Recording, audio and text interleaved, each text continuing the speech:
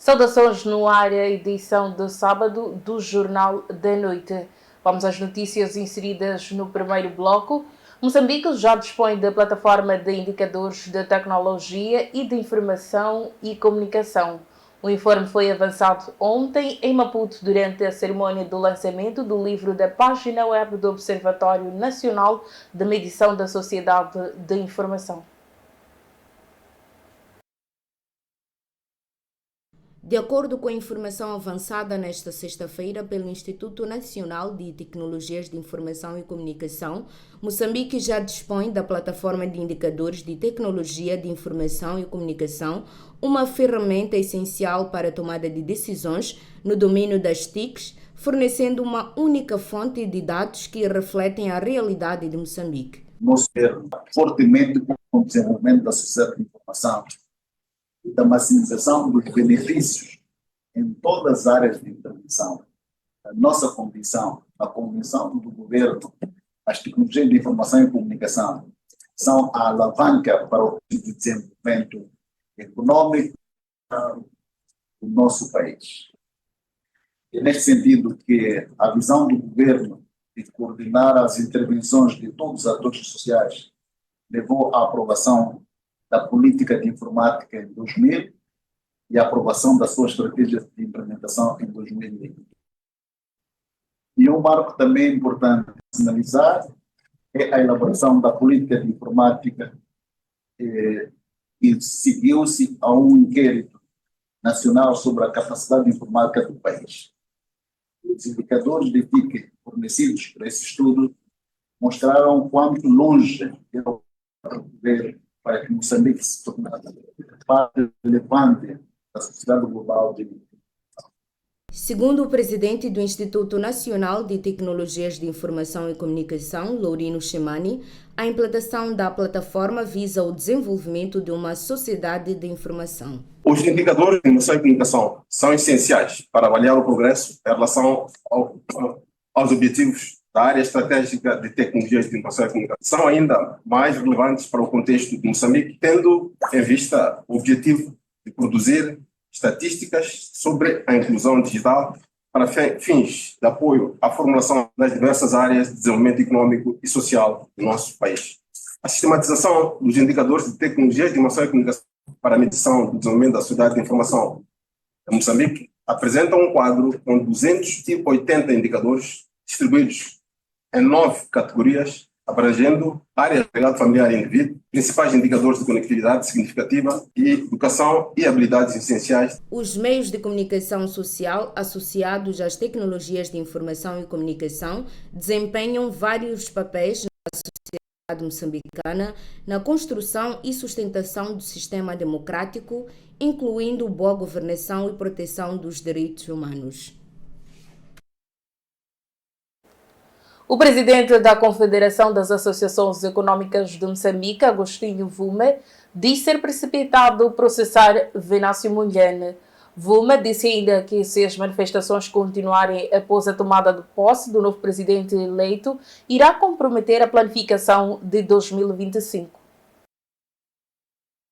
Numa entrevista à Voz da América, o presidente da Confederação das Associações Econômicas de Moçambique, Agostinho Vuma, disse nesta sexta-feira que, perante a situação que o país vive, muitos empresários pediram à CTA que processasse Venâncio Mondlane por ter convocado manifestações pela injustiça eleitoral e que resultaram em prejuízo e destruição. Mas Vuma disse ser precipitado processar Mondlane por estar ainda numa fase de negociações. Este pedido dos empresários para nós processarmos como entidade e como empresas, processar, portanto, o candidato Venâncio, achamos um pouco precipitado, pode ser uma bomba relógio para o processo negocial que nós apoiamos tanto ao Estado, tanto ao próprio Venâncio, para poder encontrar-se meio termo. Mas também, como CTA, tivemos reunião com os partidos da oposição, que é para, como líderes portanto, de mobilização de massas, passe a mensagem de que qualquer governo que vier para este país vai precisar destes empresários, desta mesma economia, para pagar imposto e fazer face tanto as necessidades de funcionamento de um Estado democrático em crescimento como o nosso. Agostinho Vuma diz que, se após a tomada de posse do novo presidente eleito, os protestos continuarem, irão comprometer os 100 dias de planificação do governo. Esta situação é muito negativa e mostra que teremos os próximos 100 dias de planificação, depois da tomada de posse.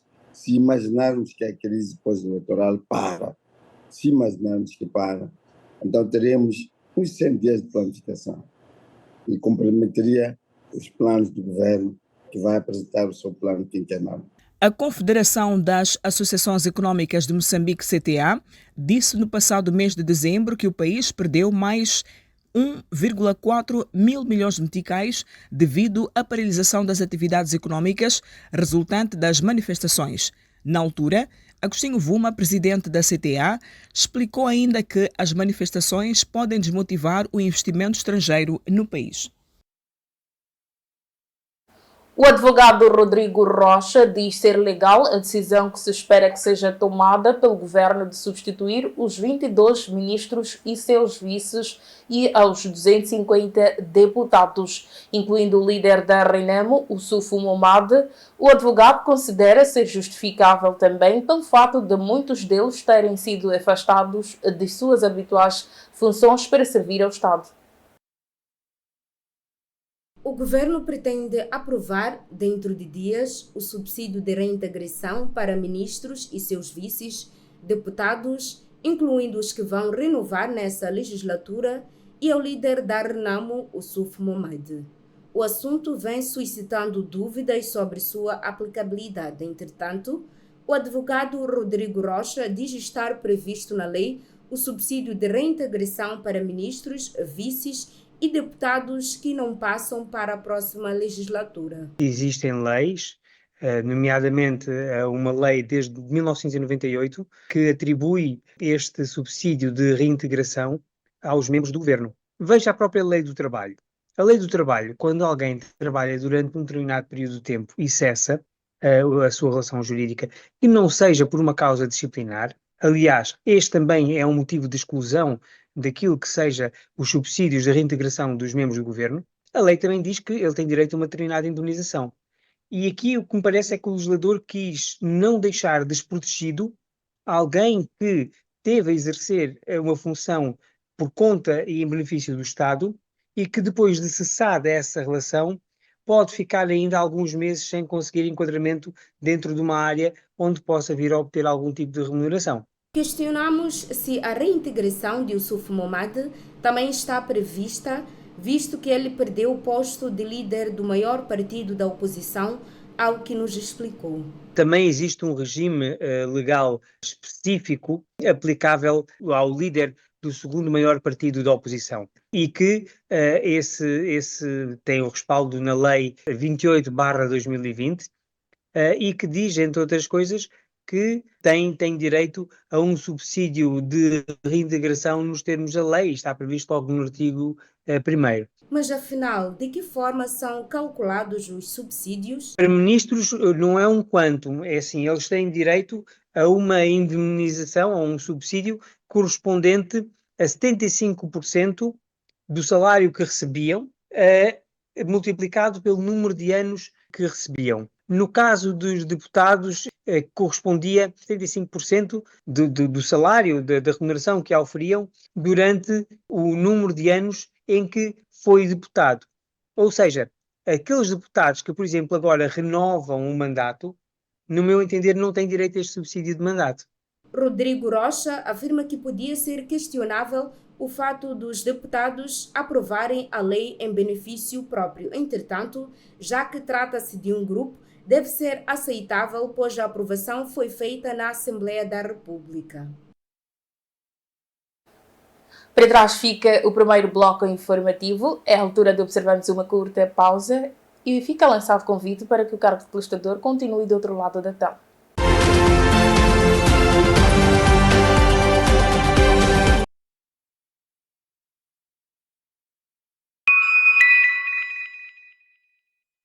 Campanha Promo de Publicidades da MBCTV. Novembro a janeiro, pacotes incríveis. Anuncie na MBCTV e aproveite nossas ofertas imperdíveis.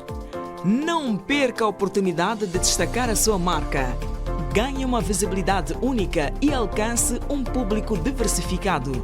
Entre em contato agora e saiba mais. Seu anúncio pode ser o próximo a brilhar na tela da MBCTV.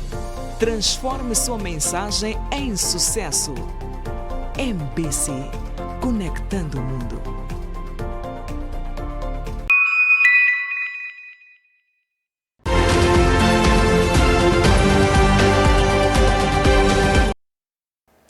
Renovados os votos de boa noite, vamos ao segundo bloco informativo. O conselheiro de Comunicação de Relações Públicas de Venâncio Mondlane, Denis Tivane, considera traição a decisão do presidente do Podemos, Albino Forquilha, de permitir que os deputados tomem posse no próximo dia 13 de janeiro, corrente, ignorando a luta do povo pela reposição da verdade eleitoral. O presidente do partido Podemos, Albino Forquilha, anunciou no dia 24 de dezembro que os deputados daquela formação política eleitos nas legislativas de outubro em Moçambique vão tomar posse na Assembleia da República no dia 13 de janeiro. Para o conselheiro de comunicação de Venâncio Mondlane, Denis Tivane, é uma traição à luta do povo, pois o partido foi politicamente promovido por Venâncio Mondlane e diz não entender a pressa do partido em correr para ocupar apenas 40 assentos dos 138 que tem direito, de acordo com a contagem paralela. Chegamos à conclusão de que a não tomada de posse não se justifica a perda de mandato. Portanto, a questão agora que vem é esta. É ou não uma traição? É sim uma traição. Porque o povo está a fazer uma luta. E principalmente para os membros do Partido Podemos. O povo está a fazer uma luta, está nas ruas. Mais do que isso, é que o Partido Podemos, por tudo aquilo que foi a nossa contagem paralela, tem 138 assentos. Qual é a razão de correr para tomar posse de 40 e tal assentos, quando ele merece 138? Até porque o acordo político havido entre VMC e Podemos, no caso em concreto do Podemos, é que é o Podemos que foi politicamente apoiado, não é? Promovido pelo VMC. Segundo Denis Tivane, neste momento, o partido Podemos devia estar engajado na luta pela justiça social e não temer perder o que nunca teve. Não ter carro, não ter salário da Assembleia da República durante algumas semanas ou alguns meses, não é perda de absolutamente nada, porque é algo que nunca tiveram. Não é vosso. O engenheiro Venâncio ganhou estas eleições, o Podemos deveria estar engajado em continuar com a luta da vitória, a verdade eleitoral, da justiça social, e não correr para tomar posse. Recorde-se que, para além da previsão de tomada de posse dos deputados no próximo dia 13 de janeiro, o Conselho Constitucional deliberou para 15 do corrente mês a data da investidura de Daniel Chapo como presidente da República de Moçambique. Analistas políticos dizem que existe falta de consistência entre o candidato presidencial Venâncio Mondlane e o partido que o suporta. A análise é feita após a confirmação do partido Podemos em assumir 43 assentos parlamentares, numa altura em que o candidato contesta o resultado das eleições. Numa altura em que o país vive momentos de tensão pós-eleitoral em contestação aos resultados das eleições de 9 de outubro, pelo candidato suportado pelo partido Podemos, Venâncio Mondlane, o partido confirma a tomada de posse. Analistas políticos defendem que houve ambição sem consistência. O primeiro aspecto que nós temos que avaliar acerca desta colisão existente entre o partido Podemos e o candidato Venâncio Mondlane, que é o candidato suportado por esse mesmo partido, tem a ver com a precariedade do acordo existente entre eles. É preciso entender que a união entre esses dois foi feita numa altura crucial do processo eleitoral, onde não se olhou para critérios como, por exemplo, critérios ideológicos ou até mesmo dos objetivos a serem alcançados de ambas as partes. Os objetivos que foram traçados desde o início.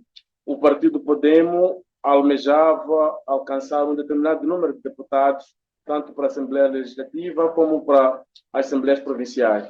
Enquanto que o candidato por si só, traz um conflito de interesse, e que se nota agora em termos de ideologia e as próprias narrativas que são criadas para poder levar avante nesta discussão de verdade eleitoral. Já Marcelino Pangaia diz que o Partido Podemos revela-se traidor ao deixar o candidato para trás. Venâncio Mondlane, ele vem insistindo que todos os encontros que possam existir com o partido no poder, com o presidente da República, sejam encontros televisionados. E foi assim que forçou que aquele encontro que houve lá no Conselho Constitucional fosse na presença dos mídias, e foi televisionado, todo mundo percebeu-se. Mas, no entanto, só foi aquele encontro. Depois do Forquilha, daquele encontro, e ter sido oferecido mais assentos pelo Conselho Constitucional, que agora acabou atingindo os 43, Albino Forquilha já aceita encontros clandestinos, encontros sem a presença dos mídias. Recorde-se que a cerimônia de investidura para os deputados da Assembleia da República está marcada para o dia 13 de janeiro corrente. Espreitamos a página internacional. Martin Karplus morre aos 94 anos de idade. O Nobel de Química morreu de causas naturais no dia 28 de dezembro e a informação só foi confirmada esta sexta-feira por fontes próximas. A morte do químico renomado austro-americano Martin Karplus, vencedor do Prémio Nobel de 2013, foi confirmada esta sexta-feira 3 por fontes confiáveis, que dizem que Martin Karplus faleceu de causas naturais no sábado 28 de dezembro em sua residência em Cambridge, Massachusetts, informou o obituário publicado por uma funerária deste estado da costa leste dos Estados Unidos. Karplus recebeu o Nobel de Química por seu trabalho sobre modelagem computacional de reações químicas, junto com o britânico-americano Michael Levitt e o israelense-americano Ariel Warsheh. Nascido em Viena, Áustria, em 15 de março de 1930, Karplus mudou-se para os Estados Unidos com a sua família após o Anschluss, a anexão alemã do seu país natal, em 1938. Ele estudou em Oxford e Harvard, universidade onde também lecionou a partir de 1966.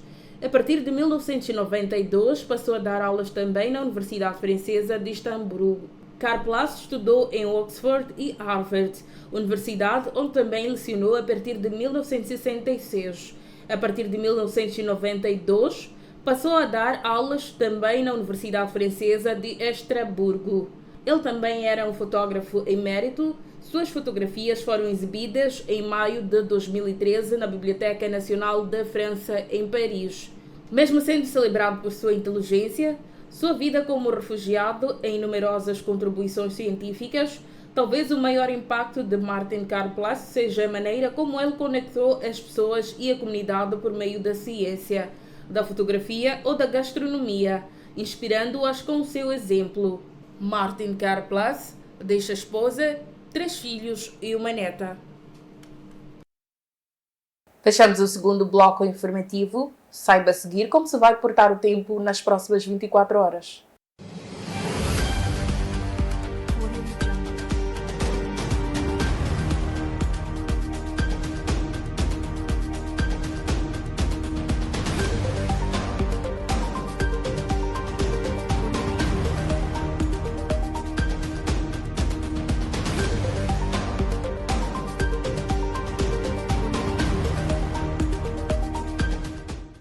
Por hoje é tudo. Temos encontro marcado amanhã, quando forem pontualmente 20 horas. Está lançado o convite para que o Caro Plastador continue com a nossa restante programação.